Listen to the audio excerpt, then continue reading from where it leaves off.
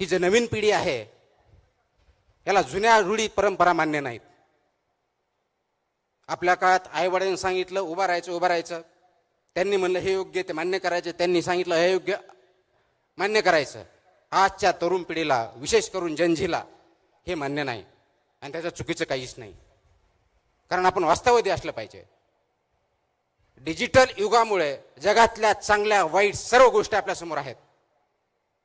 त्याच्यातल्या चांगल्या गोष्टीला प्रवृत्त करणं, चांगल्या गोष्टी अडॉप्ट करणं आणि वाईट गोष्टीपासून दूर ठेवणं हे आपलं कर्तव्य असणार आहे. आणि या तरुण पिढीला हायरार्की मान्य नाही आहे, उतरण मान्य नाही आहे, तो अमुक एक नेता म्हणून मला मान्य नाही. हे सर्वजण नेते आहे, यांच्यामध्ये लिडरशिपच्या सर्व क्वालिटी भरलेल्या आहे.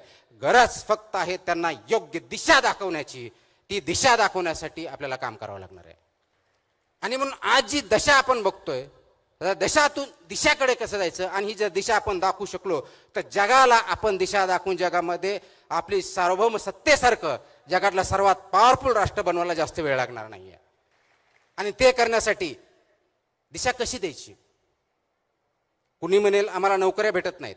अग्रीड, नोकरीसाठी प्रयत्न केलेच पाहिजेत. नोकरीसाठी प्रयत्न करताना, कारण नोकरी भेटली म्हणजे फक्त तुम्हाला पगार भेटत नाही, त्या पगारावर तुम्हाला प्रतिष्ठा पण भेटते, स्टॅबिलिटी पण येते, विचार पण येतात.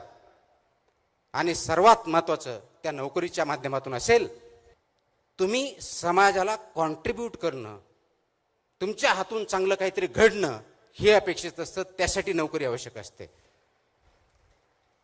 परंतु फक्त नोकरी एवढ्या पुरतं पाठिंबा न लागता नोकरी मागण्याबरोबरच नोकरी देणारे पण तयार होणं गरजेचं आहे.